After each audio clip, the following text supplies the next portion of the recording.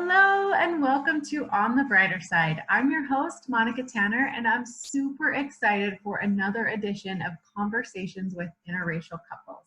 Today I'm sitting down with Katelyn and Kelvin, who have known each other for nearly 14 years.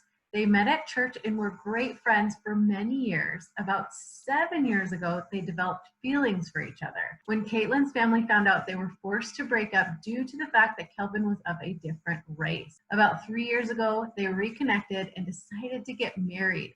While facing a lot of racial opposition, they got married about a year ago.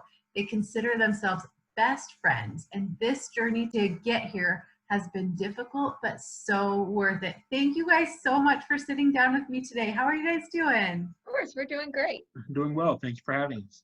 Well, I am so excited to tell your story. So why don't you start by telling us a little bit about yourselves and your family? We are just approaching our 1-year wedding anniversary. It'll be August 23rd. Hey. Excited about that. We actually have a little getaway booked at a little Airbnb, so we're excited about that. Like I said, it's pretty much just us and our dog Nala and our couple fish babies and hundreds of plant babies. That is one of our. Well, that's awesome. I can't keep plants alive, so good on you. Yeah, that's actually a hobby we picked up here with COVID going on. So just something that we've just enjoyed doing is gardening and some different stuff like that. So good, so good. I'd love to hear the story about how you guys first met, and I guess it's a very long story, but how you guys fell in love. Sure. We met at church. Both of our families were very involved in the kids' ministries. We spent a lot of time serving together in ministry, and we were just great friends for a very, very long time. And then about 7 years ago, as you had mentioned, we just had feelings for each other. Then when my parents found out, they were not happy about that. So then we broke up for a time. Yeah. So what happened in that period of time? So during that period of time, like, it wasn't just y'all are broken up. It was no communication, no talking, block each other, social media. It was really hard because the church and the pastors at the church were kind of supporting our family and making sure we weren't in any type of contact, weren't seeing each other, nothing. So at the time, she still lived at home, so it was kind of hard to disobey, your parents when you're under their roof. But it was a really hard time, I think, for both of us. I leaned on my friends a lot, things like that, because not only was I going through that, but a year previous to us being split up, my mom had passed away. So my family was still kind of going through some of that. So they weren't really there on an emotional level for me, but luckily I had a lot of friends to kind of help me get through that. And like I said, to my surprise, I actually started working at that church. To my surprise, she had reconnected with me. She'd moved out on her own and she had reconnected with me. And, I just thought, and I think she thought the same thing, it was just going to be just kind of a conversation. But the second we saw each other, those sparks just happened again. Mm-hmm. And so the second time now that you were on your own, were your parents more understanding, or did you still have to kind of go behind their back? Unfortunately, they were not understanding. I'd hoped 2 years later be different, but they were not. They were very, very against it. Even up until when we got married, they were absolutely against it and said they would never bless our marriage, didn't agree with us being together. So it was definitely very difficult. Do they ever say why, like what the driving force behind their objections are? From my point of view, because I even met with her dad a few times. Each time we met, it was something different. So he would never come out and say what the real reason was. It was always a different reason each time. And then even when he had private conversations with me, it was a lot of times he would reference the scripture verse about being unequally yoked and how when you're of a different race, that means you're unequally yoked. However, that's not how I believe the scripture is to be taken. Yeah, that's really interesting. So did you have any experiences with racism while you were engaged, or, did anybody else respond the way your parents did, or was it just kind of... I guess me growing up, I experienced it a lot. So a lot of times I know what's going on and I try to just stay focused. And like I said, it's just always been weird to me because like when you see my family get together, we are just a big melting pot. We have Puerto Rican and Cuban and Black and white. I mean, it's just, you're like, wait, all y'all are family? I mean, because from all different races and colors. So it's always been hard for me to understand it. But like I said, we've always gotten, even to this day, we still get different looks. And you can tell the people like, why is, and not even so much on one race or another, but like I'll get looks, why is he with her? And why is she with him? Just looks like that. You know, they shouldn't be together and things like that. Yeah. So your family was fine with everything, kind of blessed the marriage. So was that helpful to you, Katelyn, to have that kind of support coming from his family? Absolutely. His family, even the second they met me, or we were engaged even, they just absolutely welcomed me into the family with loving arms. I'm very close with his family, and I have just an amazing relationship with his family. So how do your parents respond to you now? Are they supportive or are they understanding? I mean, they can see now that you love each other. I think it's gotten a lot easier now that we're married, because one thing I will say about her parents is they are very firm in what they believe biblically. So I know that they believe once you're married for life. So I think that kind of helps. It has gotten easier. Like, you know, we go over there for Father's Day and Mother's Day, and I do see more of an effort of, okay, y'all are married. You know, even her father now introduces me as his son-in-law. Yeah, it took a while for us to get there, but it has, you know, gotten better, and I think we're still working on certain things. Do they have open discussions about it now? Like, I know, for example, when I got married to my husband, my parents were super against the marriage as well. But then once we sealed the deal and started giving them grandkids and things like that, we laugh about it. And they talk about, well, you were still in college, you didn't have a job. You know, they kind of, we laugh and joke about some of what their concerns were. So I just wonder if you've gotten to that place or think that maybe you'll get to that place in the future. Unfortunately, we're not really to that place yet. We've only been married for almost a year now. So I think it's still difficult for them to fully accept it. But I hope, you know, as we just keep showing them love and that we have no hard feelings against them, even though it was very painful for me to go through that, there's still my family and I do love them. I want to make sure that our relationship grows and gets better. So I'm hoping through prayer and continuing to love them that we will get to a even better place. And I even think, like you said, once you have kids, I think that changes a little bit. You know, sometimes those conversations may come up once kids are involved. And I've seen, you know, the sad things, I've seen this with, like I said, my family being so mixed. I've seen, you know, my uncle went through it with his wife. He married someone of a different race and her family was not accepting at all. But once kids were involved, I saw those conversations come up, and now they went on a family vacation last year and her dad's telling my uncle, you have to be there, you know, the whole family. So I think once kids are involved, and like Katelyn said, the longer we've been married, maybe those conversations will come up and things like that. Yeah, well, I think that's a beautiful attitude, both of you. Commendable to, you know, stick with it and not have hard feelings. I think that's really a great attitude and way to kind of change the tide. What about as a young married couple, besides your families, what has been kind of the general response of your friends, other members of that church? Well, the thing about it is, even the second time around, the church really didn't handle things well. Like I said, her parents actually went in and met with the pastors and tried to make a big deal about it again. I eventually left my position there and went to a different job. We've actually left the church. And we have a lot, we've both been there. She's been there her whole life. I was there for a while. So we have a lot of good friends who supported us that still go to that church, who were like, we support you. We're always here for you. In fact, one of the pastors at that church, who his daughter married someone of a different race, he was actually the one that married us. And he, even though some of the people in the church, whether it was trustees and pastors, didn't agree with our relationship, from day one, he was always there supporting us. So, I mean, we do have friends that go there. And like I said, we lost some friends who you think were your friends, but then true colors come out when these situations come up. Some that we just now consider they must not have been our close friends. It's been hard, you know, adjusting to that, losing some friends, but we've gained a lot more. We've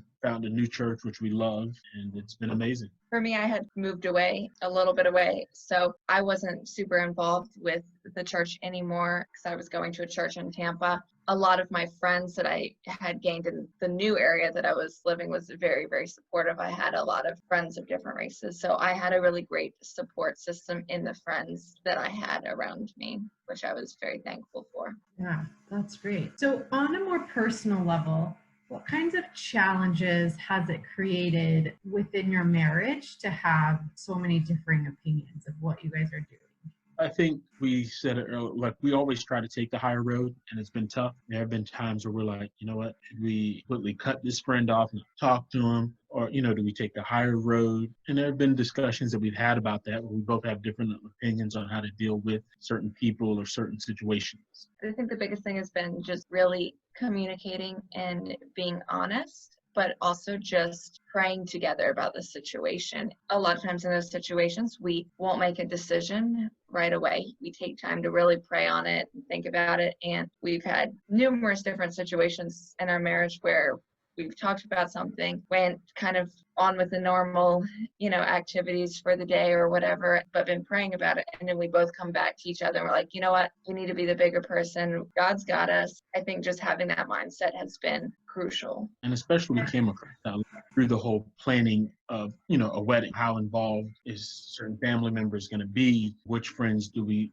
want to invite? Which friends do we just say, no, just forget it? So, even during that whole wedding planning process, it was difficult at times. Yeah. Well, I think that your attitude and your approach to all of this is going to be so inspiring to people who are having any types of challenges, regardless of the nature of them. So what differences have you guys faced in your marriage because of your differences in upbringing? I mean, you were brought up in the same church, but probably you had different customs or different traditions and things. How have you kind of navigated that early in your marriage? My family, we are very, I always say, passionate. We are very loud. And I think that's one of the biggest things is sometimes, like when I'm talking or even I'm explaining something, she's like, why are you screaming? Why are you so loud? And I'm like, I'm not loud. She goes, yes, you are. And it's not out of anger or anything. It's just, that's how we are. Like when we start getting passionate, our voice just gets louder, and that's something that we've had to deal with. She's like, can you please stop screaming at me? Can you talk to me regular? And I'm like, I'm not.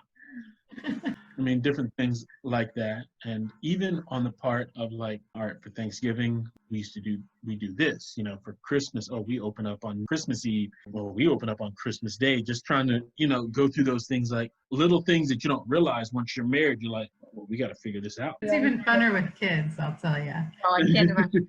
We always jokingly call it our cultural differences. So if one of us does something and the other one's like, what are you doing? We're like, oh, it's a cultural difference. I feel like we both come from very different upbringings, of course. We want to be able to embrace both of our cultures per se. We like to joke about it and kind of learn about each other's upbringings in order to meld them together into our future family. And it's been interesting because for me, like I said, my mom was Black, my dad was Black. My mom had me when she was 17. But my parents were never married. So when I was 2, my mom married my stepdad, who's always been a big factor in my life. He's Puerto Rican. So on my side of the family, I've had Puerto Rican cultures and these Black cultures. So it's like, oh, we do it this way. She's like, what? Why is it? Well, because this is how we're supposed to be done. Even like certain ways, like we clean, like I'll do it one way. And she's like, why don't we do it this way? Well, this is how it's supposed to be done. She goes, no, it's supposed to be done this way. So it's like, even being brought up in different cultures is still a lot of cultural differences that we work through. And like I said, we make the best of it. We laugh about it and we joke about it. Yeah, that's fun. Those are always good stories to tell the kids later. Okay, so you said that you bring humor into it, the way you discuss these cultural differences. But when it comes down to brass tacks, adamant about one way and she's adamant about another, how do you guys discuss it and come to an agreement? We try to find a middle ground, So like with cleaning, we would be like, all right, hey, let's straighten the room or do the kitchen. So I'd be doing it one way, she'd do it one way. Like, no. So with cleaning, it's kind of, I know it sounds kind of like you have kids, but it's like, all right, I'll clean, one bathroom, you clean the other bathroom. As long as they both get done, we just have different ways of doing it. Even with cooking, sometimes we enjoy cooking together, but at times I'll make something. She's like, no, we do it this way. Make a comment, who's cooking, just to laugh about it. Or like, we're not on a cooking show where you're judging my cooking. We'll just try to make jokes about it and, do it that way. Yeah, I like that. Okay, so I know this is looking into the future, but what do you hope that your kids will remember about their mom and dad and your relationship? So I didn't really have many examples of healthy marriages growing up. I didn't really see what a healthy marriage looked like. And growing up, I always thought, I don't want to get married if this is what marriage is like. As I grew up, I learned that that wasn't maybe the best. Maybe there's other ways of having a marriage. I really want my kids to look at our marriage and say, I want a marriage like mom and dad have. I want to be the kind of wife that mom is, or the kind of husband that dad is, and I really just want to be great examples for our children, our grandchildren, and that's something that can have a lasting impact, generations and generations. So that's my goal. And for me, and this is another one of those where we had opposites. I grew up, my grandparents, they've been married over 60 years. My other grandparents, they were married 50-something years when my grandpa passed away. My mom and stepdad were married 25 years before my mom passed away. And my dad and stepmom have been married over 20-something years. So I've grown up with long-lasting marriages. We may have our differences, we may fight, we may have disagreements, but no matter what, if you love that person, you work through it. And that's kind of what I want my kids to know, that if you love somebody, no matter what comes against you, no matter what, you fight through it. No matter what that difference is, you work through it. Love, and love conquers all. And I've always looked up to my grandparents and parents, and I'm like, man, I want to be 60 years old sitting on the couch arguing about a TV show. But deep down that there's just, they love each other. They've had their differences and battles, but love is what has always kept them together. That's amazing. How do you think you've learned to have such a great perspective on opposition? Because you've done something pretty radical. I mean, going against your families and those types of things, and you're strong and you have a great attitude. How do you think you learned how to do that? For me, like I said, it's back to my parents. I mean, I consider my mom one of the strongest women. She, from the time I was a junior in high school to through everything, she battled cancer on and off for 11 years and just kept fighting, and she always, told me, these are small things, just keep fighting, keep going through it. If it's something you're passionate about, keep fighting. So, between my family being, and Katelyn can attest to this, my family is very passionate, and no matter what comes against us, we fight through it. So I think for me, that's where I got my fight from. It's something that I believe in, and I want, no matter what comes against you, just keep fighting. I think for me, he's more of a fighter. I'm more of a lover. So for me, I loved him, and I knew that I wanted to be with him. And I also loved my family, anyone that was in opposition. So I think it was a combination of my tend to be a little bit of the more loving, his the fighting for whatever you're passionate about, and we just share those with each other. Sometimes he encourages me to fight more, or I encourage him to be more gentle and more loving, and I think that it's taken the balance of both of those things to be where we are. I love it. Okay, so I've asked all my couples the same question. When all is said and done, what do you want people to think about when they think about your marriage and the legacy you will leave? I said love conquers all. If you truly love that individual, you fight for it no matter what. No matter who comes against you, no matter what comes against you, no matter what the circumstance is, you truly love that person, fight for that person. In life, not everyone is going to agree with you.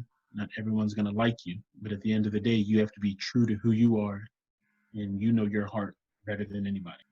And I think you just have to make sure that you're following God's plan for your life also, not what someone else thinks God's plan is for your life. Like he said, if you truly love someone, you have to fight for that love. And some people have to fight for that love harder than others. I think sometimes people aren't as vocal about fighting for their love. Hopefully these conversations you're having with, different interracial couples are an encouragement to someone who's going through something like that, because it's definitely very, very difficult sometimes, but at the end of the day, it's worth it. So I just hope to, for people to remember that at the end of the day, we love each other, and that's what matters. Oh, I love it. Katelyn and Kelvin, this has been a beautiful conversation. I think it will be a blessing to so many lives. Let the viewers or listeners know where they can connect with you if they want to continue the conversation, or if they have questions about their own relationships. Where can you be found? They can reach out to us on our social media accounts. My Facebook username is Katelyn Amanda Belser, and my Instagram is Katelyn Amanda BE, or they can send us an email at kelvin.katelynbelser@gmail.com. We definitely couldn't be here without a lot of support. So we're happy to, if anybody wants to reach out to us, we would love to connect with them. Like I said, if they want to reach out for a guy's perspective, my Instagram and Twitter are KD Belser. You can find me on there, and like I said, reach out. I mean, having people who've been through it can always help you and guide you and give you some advice the best we can. This has been amazing, you guys. Thank you so much, and have a wonderful rest of your day. Thank you for having us. Bye. Bye-bye.